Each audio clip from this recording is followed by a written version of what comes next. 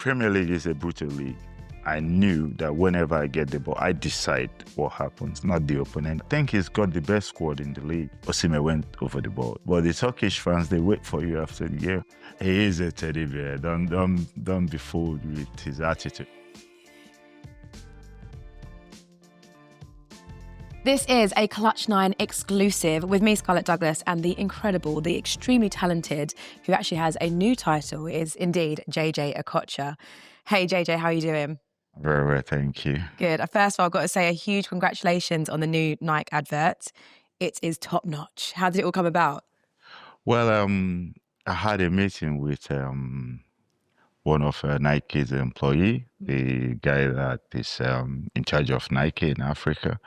And he said, what do you think if we have an ad, with you being the center of attraction, bringing the flair back and all that. So I said that would be great. And the rest, I think, is history because it turned out so good. It's so good. So obviously the advert's called Show Them, because you want to show off all the flares, the skills, all those incredible talents that you had as well when you played back in the day, and you probably still have in those feet of yours. Well, yes, maybe in a slow motion now, but some things you can never lose. Yeah.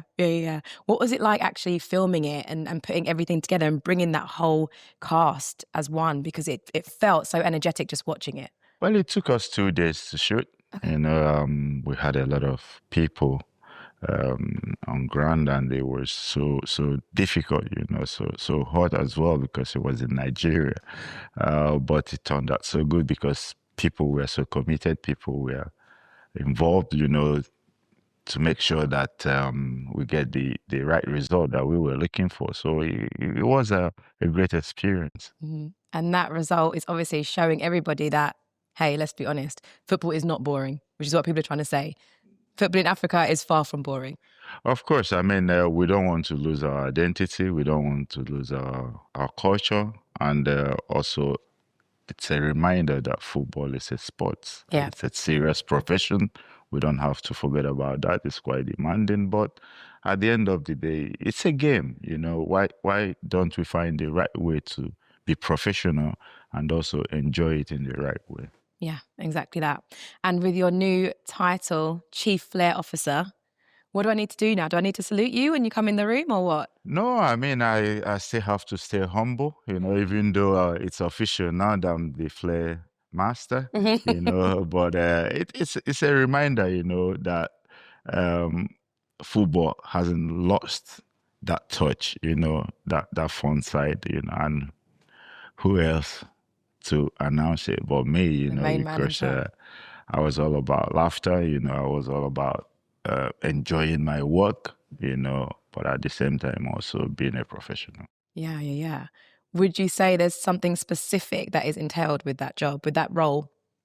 Well, it's all about encouraging the young ones, it's all about getting the young ones to love the game, before they can start thinking about the tactical side of the game or whatever that comes with it, but to develop that love, to develop that feel, wanting to go out there to play. And that's what I'm trying to impact. I think that's so important as well that you do that, because I feel as though a lot of younger kids nowadays are kind of taught to take the flair out of football. Everything is very tactical, very specific. Would you say that's the case? Well, yes, I will say that the pressure to win matches now, is getting on coaches, and they don't really last. It's a result game now, but there are so many ways to win games as well. And for me, we are born with gift. We are not as talented as the Europeans when it comes to that tactical discipline and all that, but that natural ability that we bring to the game is what we don't want to lose, because that's an extra gift that we have to make the difference. Because even at 50, you can still learn about tactics, but that natural ability, that street football, you can learn if you don't start it at very young age. Yeah, I totally agree with you. How old were you when you first started playing football? As long as I can remember. I think I started as soon as I could walk, because I was born in a football family. Okay. So it's always been something that's been part of your life. Oh, yeah. Yeah. And you actually played under Sam Allardyce at one point, didn't you? And he said that you were never fully appreciated in England because you played for Bolton rather than a traditional big club. What do you think about that? Well, I think I'll agree with him, because it's easier when you're playing in a club like Man United, Chelsea, Liverpool, Arsenal, teams that are really challenging for the title, than playing for a team that is just they're trying to survive, But what my teammates and I did was to try and change that reputation, because before I signed for Bolton, I was used to playing for the title. I played for clubs that were challenging for the titles. I was already in the World Cup. I played World Cup 3 times before I signed for Bolton. And he could see what we brought in the team, how we changed the mentality. Because when I first came, I met players that were happy to be in the Premier League. But that wasn't my mentality. My mentality was to challenge, to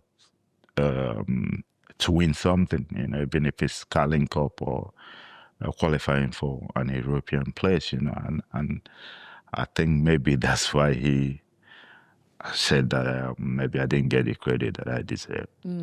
What was it like being under Big Sam? Such a big personality, such a big name in football.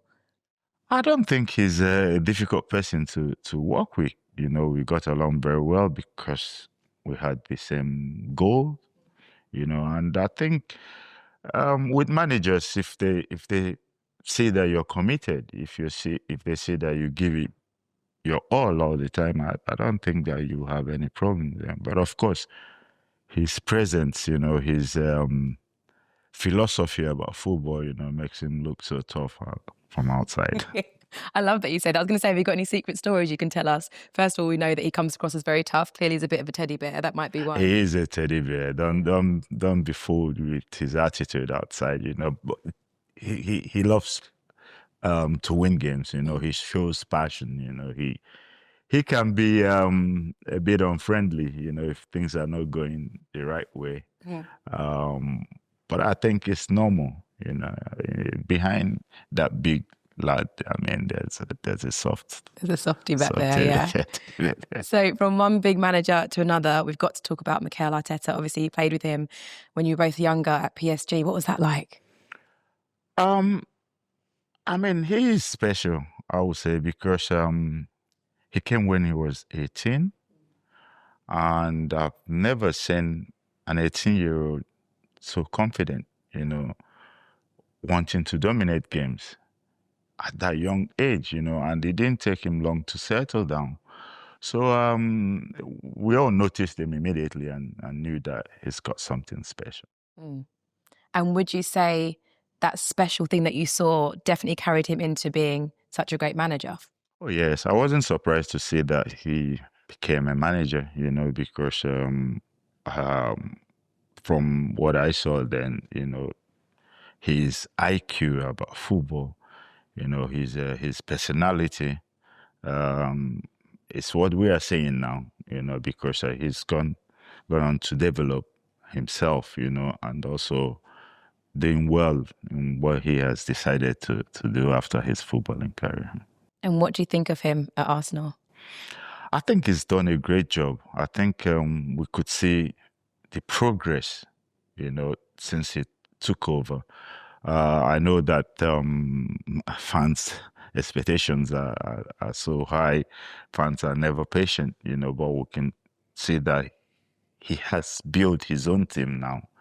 And he's been challenging for the title. And I think it's the right time now for him to win the Premier League. Do you think this is the season? I think so. I think he's got the best squad in the league. Yeah. If not in Europe, and it's theirs to lose this season. So you reckon we can win more than just the Premier League this season? I say we because I'm a big Arsenal fan, so this is great. I think so. In football, you've got the chance to win any trophy that you're taking part in, as long as you're still in the race, and who argue that he can win more than one trophy this season. But let's start from one first. Okay, let's not get carried away with me thinking that we might do the treble. That's the expectations. Okay. Arteta's actually spoken very highly of you. So what was it like just being around him, other big players, experiencing that sort of team around you? I think that the question should be for him what it was He for thought of him to you. be around me, because he was 18. I was, I think, 25, I mean, I was signed as a big player. I broke French transfer record when I signed, and he came from Barcelona youth team, but of course, he came at the same time with Pochettino, Heinze, and I mean, we had such a wonderful team, and the atmosphere in the dressing room was also special, because we had the Africans, the Spanish, and the French, of course, but all of us trying to speak our pidgin French. I bet that was a bit of an effort, but you made it work. It did work. I mean, football speaks every language. Football is the only language you need. Arteta actually once said that he couldn't decide who was more skillful, yourself or Ronaldinho. In your view, who's better? Well, I mean, I can't say that anybody is better than me, since like I've accepted the title of Chief Flair Officer, but Ronaldinho, it's he's what I say, a genius when it comes to football. I think straight away we saw his talent. It was clear for everybody to see. But unlike Arteta, he was already 20 when he signed for PSG, and that was his first club in Europe. So he brought something different, and in a way we clicked, because our foundation was the same. We learned how to play on the street. We were playing because we loved the game, and we played with smile on our faces, and for me, it's difficult to compare both of us, because I think we had a good career, even though he took it a notch higher. Yeah. Who would you say, because you mentioned quite a few names so far that were at PSG with you, but overall, all the clubs that you've played, who would you say is the most skillful one that you played with? Oh, without any doubt, Ronaldinho. Yeah? Yeah. What is it about him that just sets him apart from everybody else? I could see a bit of me in him. I could see that unpredictable. You don't know what to expect when he's got the ball.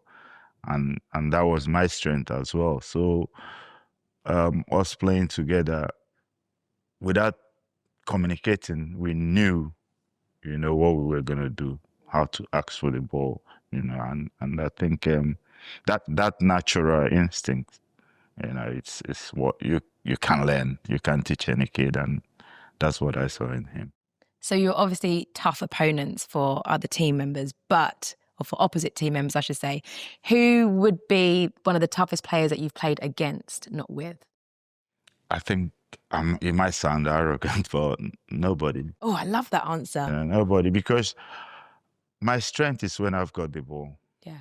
And I had so much confidence that I knew that whenever I get the ball, I decide what happens, not the opponent. You can be as tough as you can be, but you can't decide what I will do when I have the ball. So you can only be lucky to guess right. So and that was what helped me, because I wasn't scared of trying things. I wasn't scared of playing the game my way, but for the team, of course. And I never think about who I'm coming up next. I always think about the club that I'm coming up next. Of course, you have to respect the defenders. You have to respect who you're coming up against, because his strength might be defending, but my strength was to attack. So if I can't challenge him when it comes to defending, I don't expect him to challenge me when it comes to attacking. And I love that confidence that you have. I feel like there are a lot of players nowadays that have that confidence, but when they do show it, they get kind of shut down by whether it's journalists, whether it's the media. How can they overcome that, and how can they push forward and say it confidently like you, that I am confident and you're going to see what I do on the pitch? I mean, it's believe. It's believing in yourself and realizing what your identity is. I want to have identity. I don't just want to be a normal player, and that's why players, some players make it up to legend status because they stood out, and I didn't just want to be an ordinary player. So I encourage whoever is still playing or want to play football to understand what your strengths are, and build on them and be confident about them, and not people are scared of making mistakes.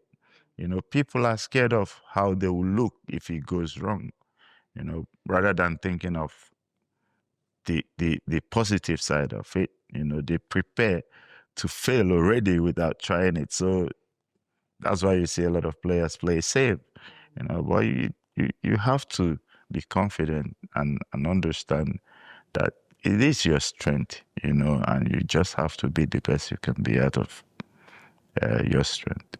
Do you think that some of that fear, though, can come from the new age of social media now that maybe wasn't as rife as it was back when you were playing? Well, yes, but I think it's up to the individual, Why should I bother about how I will look before even stepping onto the pitch, Then we used to also have brutal journalists. But I mean, it's normal. If you do well, people will praise you.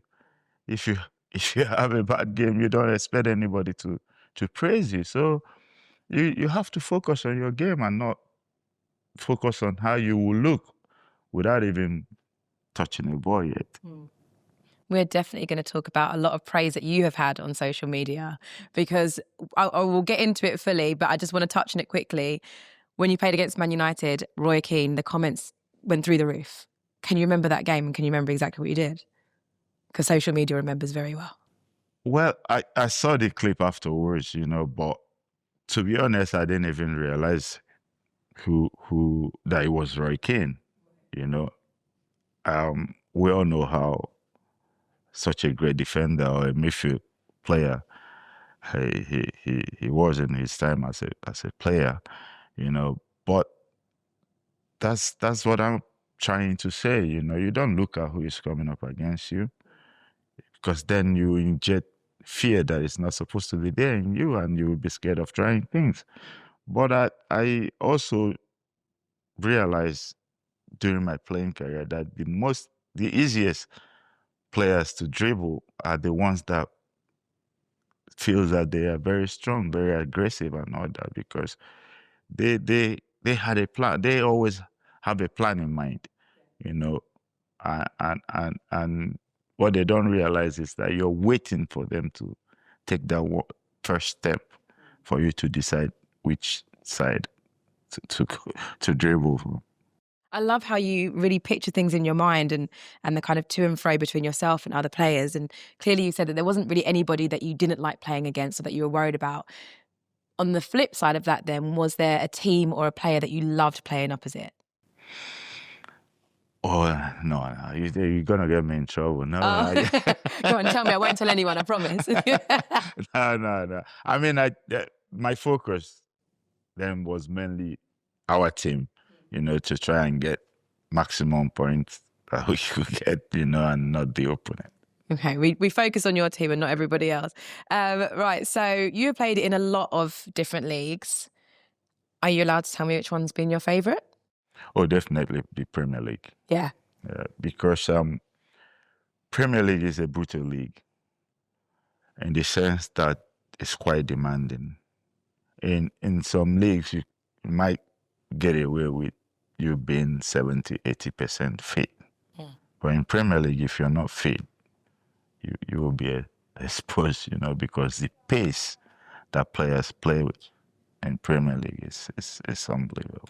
Mm-hmm. And what about the fans of all the leagues that you've played in? Which league has the best fans? Um, there are contentions there. I mean, between the Turkish fans and the English fans. But the Okay. difference is that the English fans, they are more professional. Once the game is over, They go it home. is over. But the Turkish fans, they wait for you after the game. Oh, If you just want to go home. You played 90 minutes, however many extra. exactly, You want to go. they wait for you, especially when the result didn't go in their favor. They wait for you to trash it out after the game. So it could be dangerous sometimes. Okay, so they're hardcore. Love that. Okay, so obviously Nigeria, we've got to talk about Nigeria. They are in the AFCON quarterfinals. What do you think they need to do to go all the way to win the tournament? Obviously, you won it back in 1994. It's all about belief. It's all about the commitment. They've shown us a lot of commitment in recent years. And of course, we'll say that we've not been as consistent as we would have loved, but in the AFCON, we've always done well. It's a tournament that we play with pride, and we got to the final in the last edition, and this edition, of course, it's clear that all our expectation is to go all the way now, but we can take the fact away that we know that it's a very difficult tournament as well, but we're looking good. And hopefully that belief and that confidence and that hard work that they are putting in will continue to the end. So just keep on doing what they're doing. Oh yes, I mean Yeah. you can change anything if you're winning. You can do more than winning. So it's just for them not to get carried away, not for them to think that they are there yet. I mean, I always like to say, okay, it's a 6 or 7 matches tournament. And you have to make sure that you play those 7 matches. And that's the only way you stand a chance of winning it. So we still have 3 matches to play. Have indeed. What do you think, though, about the frustration for players when it comes to the NFF not paying out what they should be paying? Obviously, there was a situation this week with that. The bonuses hadn't been paid, and the players thinking, well, they're not going to train, or they're not going to travel to Marrakesh. How frustrating must it be for them when all they really want to do is just focus on the game and being in the quarterfinals against Algeria? That's the disturbing side of African football still, that these things still occur.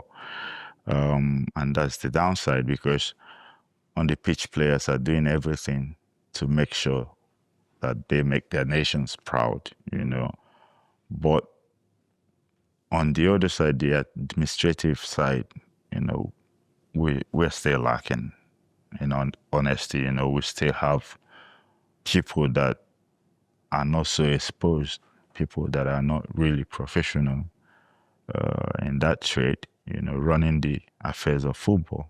So they don't understand how important preparation is, how important it is to look after players, because you can't be successful if the players are not doing well, if they are not getting results. So here in Europe, or most of the other part of the continents, they make sure that they look after these players, that they come first.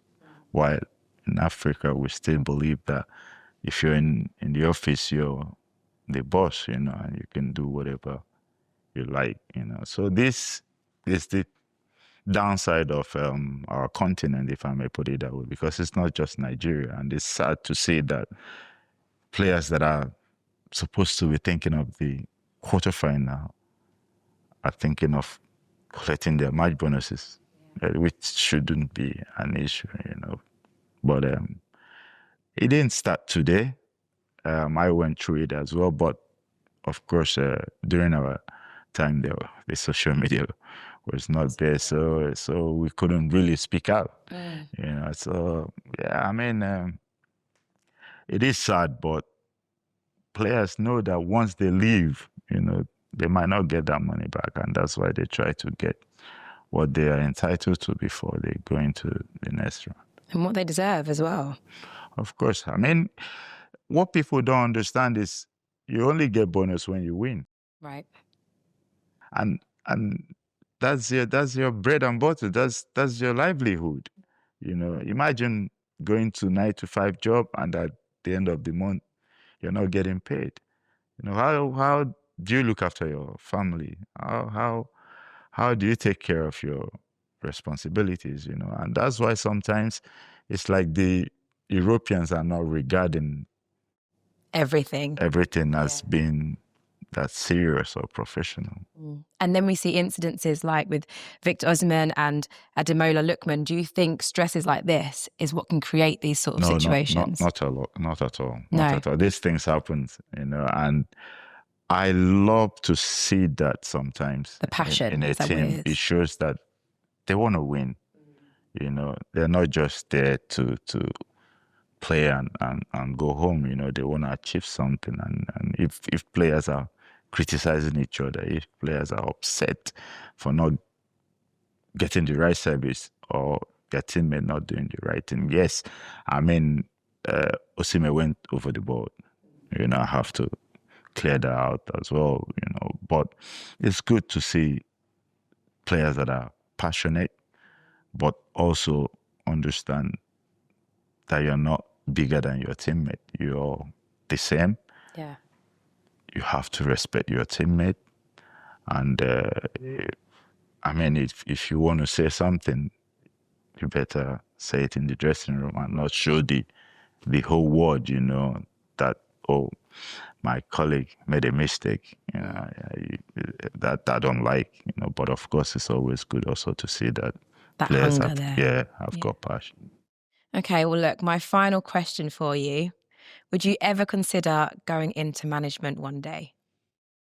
Never. No? Why not? No. I'm enjoying my life. I'm enjoying my private life. The pressure of being a manager now is unbelievable. And I think it's not for everybody as well. It's not for everybody. And I think me not being a manager, it's giving me more time to spend with the family. It's giving me more time not to worry about what the next game would be, But of course, I'm a fanatic, of football. Football is what made me, and I'll keep following football, but I don't see myself becoming a manager. Instead, you will remain the Chief Flair Officer. Thank you so much, Jay-Jay. It's been a pleasure speaking with you. It really has. Thank you. Thank you, Tom. Thank you for having me. Good luck to Nigeria as well. Thank you. In the AFCON.